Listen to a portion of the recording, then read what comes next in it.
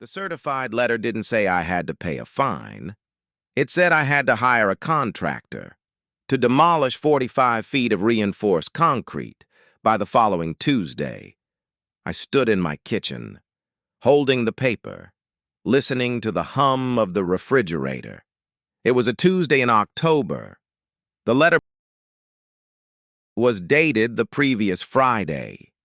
The HOA claimed my driveway, the one that had been there since before my daughter learned to ride a bike on it, was illegally encroaching on Common Area B. They weren't asking me to move a fence. They were telling me that my access to the public road was theft. I bought this house in 1988. I was 31 years old, just been promoted to senior engineer at the County Public Works Department. My wife, Grace, was pregnant with our first. We paid $78,000. That sounds like nothing now. Back then, it was everything we had. I spent 25 years with the county. Roads, drainage, infrastructure. I know how concrete is poured. I know how water flows. I know what a proper setback looks like.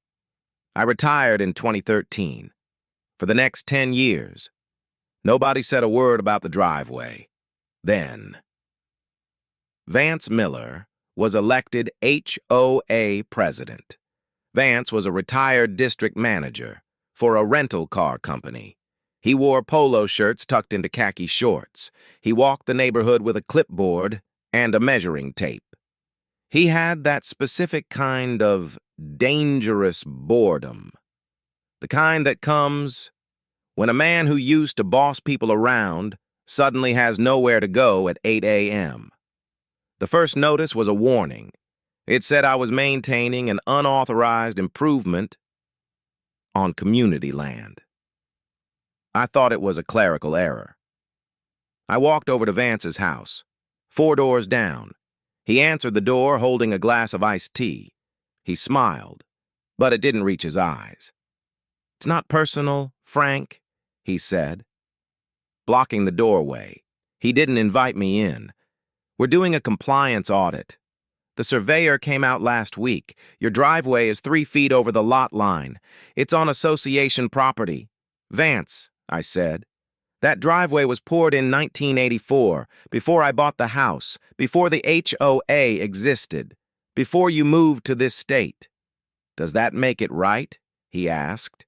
"If someone stole a car 39 years ago, is it theirs now?" "It's concrete," I said. "It's not a car." He took a sip of his tea. "You should have checked the survey when you bought the place. You have until the 19th to submit a remediation plan, or we'll do it for you and bill the cost to your account, plus fines." He closed the door. I stood there for a moment, looking at his welcome mat. It said, "Bless this home." I went home. I felt that cold weight in my stomach, the one that usually means a financial disaster is coming. I pulled my closing documents out of the fireproof box in the bedroom closet. I looked at the survey from 1988. It was a blueprint copy, the kind they used to make on that chemical paper, the kind that smelled like ammonia. Faded now, but readable. I traced the property line with my finger. The driveway did flare out near the street. It crossed the dotted line by about 3 feet. Gave me room to park both cars without shuffling. Technically, Vance was right. I spent the next 2 days making calls. 3 concrete contractors. The estimates came back between $8,000 and $11,000. To cut the driveway, regrade the slope, pour a new apron. It would also narrow the entry so much that backing out would mean a 3-point turn into traffic. I'm 71 years old. My reflexes aren't what they were. That driveway width isn't a luxury. It's a safety margin. I requested a hearing with the board. They scheduled it for Thursday night at the clubhouse. I walked in with my faded survey, and a letter explaining the situation. The board sat at a folding table. Vance was in the center. "Mr. Decker," Vance said, "do you dispute the survey findings?"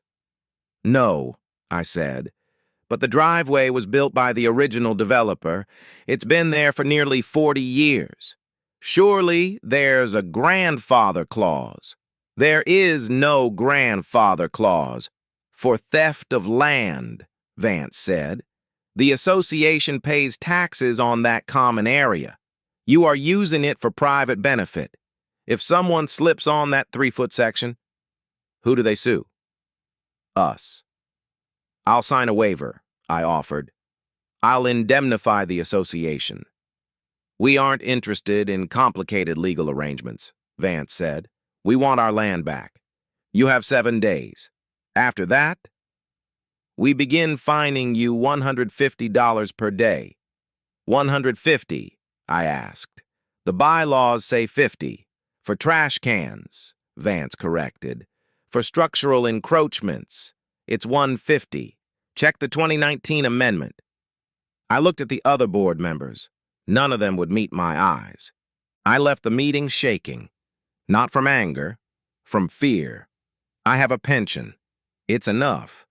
But it's not enough to bleed $4,500 a month because a retired rental car manager wants to feel important. Grace was waiting up when I got home. She could see it on my face.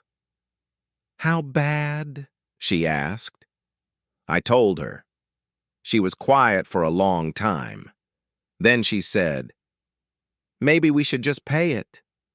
Cut the concrete."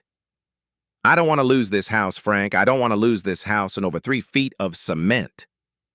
"We won't lose the house," I said. I was lying. I didn't know if that was true. That night, I couldn't sleep. I sat in the living room, 3 a.m., staring at the wall, listening to the house settle. 35 years. Our kids grew up here. Grace's mother lived her last months in the back bedroom. I built the deck. I replaced the roof. I knew every creak in the floor. And now, some man with a clipboard was going to take it from me. Over a strip of concrete I didn't even pour. I thought about giving up. I actually looked up concrete saw rental on my phone. Calculated whether I could cut it myself to save money. Then I put the phone down. Number. If I was going to lose, I was going to lose knowing exactly what I was dealing with. The next morning, I took the truck downtown.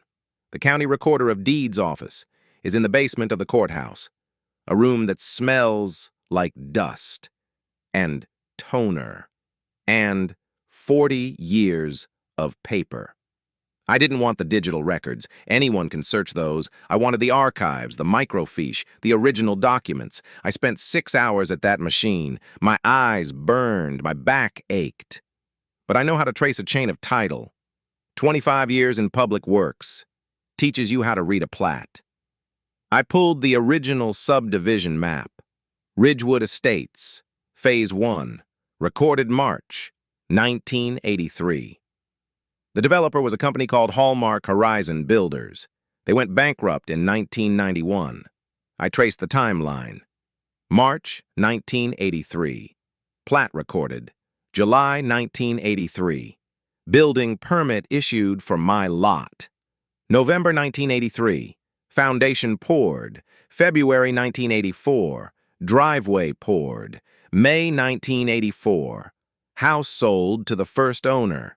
Then, I looked for the deed that transferred the common areas to the HOA. The HOA wasn't formed until 1987.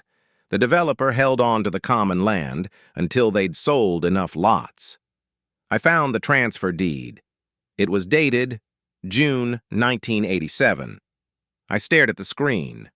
The driveway existed in February 1984. The HOA didn't own that common area until June 1987. When Horizon owned both my lot and the common area, They built the driveway across both parcels. You cannot encroach on yourself. If you own both pieces of land and you build across the line, you have granted an implied easement by prior use. But I knew Vance wouldn't care about my theory. I needed a bulletproof vest. I printed everything, $47 in copy fees. Then I looked at the deed more carefully. Page 3. There was a section I had skimmed. Exceptions and exclusions. Paragraph C.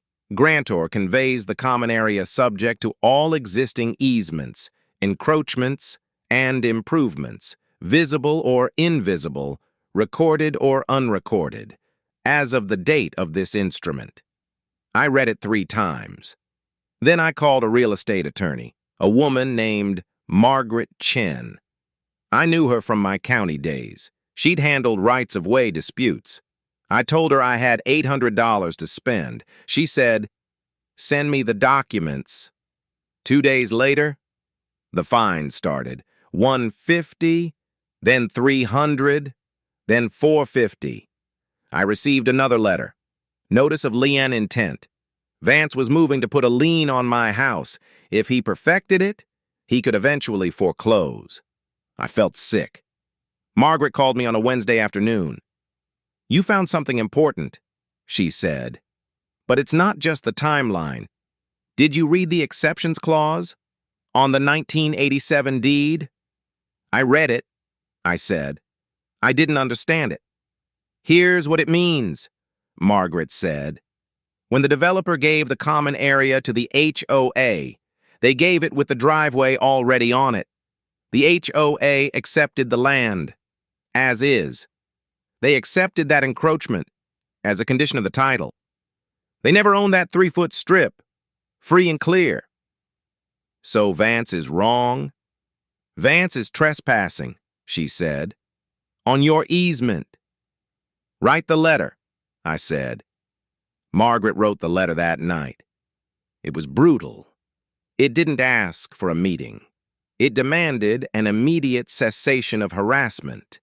It cited the 1987 deed, the doctrine of merger, and easement by prior use. It also pointed out that by threatening my property with a lien based on a false claim, the board members were acting outside their indemnification.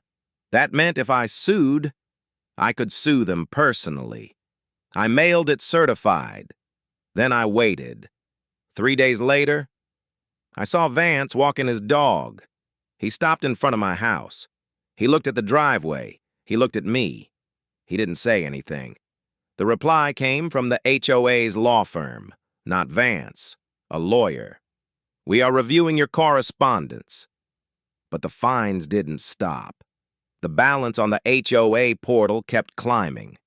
900, 1,200, 1,500. They were calling my bluff. They assumed a lawsuit would cost me $30,000, and the concrete would only cost $11,000. They were banking on my exhaustion. Then Vance made a mistake. He sent me an email. It said, "Frank, the board has reviewed your attorney's letter. Regardless of your interpretation of the 1987 deed, the CC and RS give the board absolute discretion over aesthetic uniformity. We are reclassifying the violation from encroachment to unapproved architectural modification. The fines remain. The removal order stands." He changed the charge because he knew the first one wouldn't stick. But he forgot something. The CC and RS have a statute of limitations for architectural violations. 18 months. If a visible violation exists for 18 months without enforcement, the board waives its right to act. The driveway had been there for 39 years. I didn't call Margaret. I couldn't afford another $400. I did what I spent 25 years doing. I audited him. I went back to the recorder's office. I pulled the deed for Vance's house, built in 2009. I pulled his original architectural approval. It showed a rear deck of 12 by 14 feet. Then I opened Google Earth. I used the measurement tool. Vance's deck was roughly 20 by 18 feet. Unpermitted expansion. I checked his setbacks. His storage shed was 3 feet from the property line. County code requires 6. I checked his fence. It was 6 feet tall in the front yard. The CC and RS limit front fences to 4 feet. I printed everything. I bought a binder, a thick one. I organized the documents with tabs. 1987 deed, exceptions clause, timeline of construction, photos of my driveway, Google Earth screenshots of Vance's deck, measurements of Vance's shed, photo of Vance's fence, with a tape measure. I went to the next monthly board meeting. The room was fuller than usual. Word had gotten around. People had heard about the driveway situation. Vance banged the gavel. New business. I stood up. "Sit down, Frank," Vance said. "Your matter is being handled through legal counsel." "This isn't about my driveway," I said. "This is about the board's fiduciary duty. You're out of order," Vance said. I held up the binder. "I have here," I said, "proof that the association is spending legal fees to pursue a claim that was explicitly waived in the 1987 deed of transfer. I also have proof that the board president is currently in violation of Article 4 regarding unpermitted structures, Article 6 regarding setback requirements, and Article 8 regarding fence height limitations." The room went dead silent. Vance's face turned a color I had never seen on a human being, something between purple and ash. "If you continue to fine me," I said, "I will file a complaint with the State Real Estate Commission. I will file a selective enforcement lawsuit. I will subpoena your financial records, and I will personally call the County Code Enforcement Office to measure your shed." I paused. "Do you want to move that shed 6 feet, Vance? I hear concrete work is expensive right now." Someone in the back laughed, then caught themselves. Vance stood up. "This meeting is adjourned." He walked out. He didn't resign that night. He resigned 2 weeks later. The newsletter said he was stepping back due to prior commitments. The fines disappeared from my online portal on a Thursday morning. No letter, no phone call, no apology, just a balance of $0.00. The new president, a woman named Diane who runs the garden club, sent me a short email. "The board has reviewed your property records and determined that the driveway is a grandfathered variance. The matter is closed." I didn't reply. It cost me $920. Attorney fees, copy fees, certified mail. I never got that money back. I still have the binder. It's on the shelf in my study, next to the fireproof box. My neighbor, Ed, 3 houses down, stopped me the following week while I was getting the mail. He'd gotten a violation notice for his fence. Wood fence. Been there since 1991. He wanted to know how I'd beaten them. I told him about the deed. Told him to check the exceptions clause. Offered to show him how to use the recorder's website. He did. Found similar language. Used Margaret. Got his violation reversed. In 2 weeks. Last Saturday. I was out in the garage, reorganizing the tool bench. I walked out to the driveway, stood on that 3-foot strip, the one Vance wanted to jackhammer. There's a crack running through it. The frost heaved it up 3 winters ago. Needs to be sealed. I'll get to it. Maybe. Maybe next spring. It's ugly. It's old. It's exactly as wide as it needs to be, and it's mine. The system is designed to grind you down until you write the check. They count on your confusion. They bank on your exhaustion. They assume you'll give up before they have to admit they're wrong. I'm still tired, but I'm not afraid of certified letters anymore. Yesterday, I was driving home from the hardware store.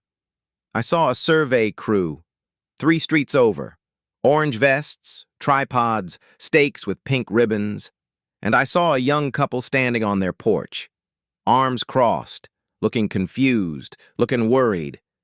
I know that look. I think I might go introduce myself.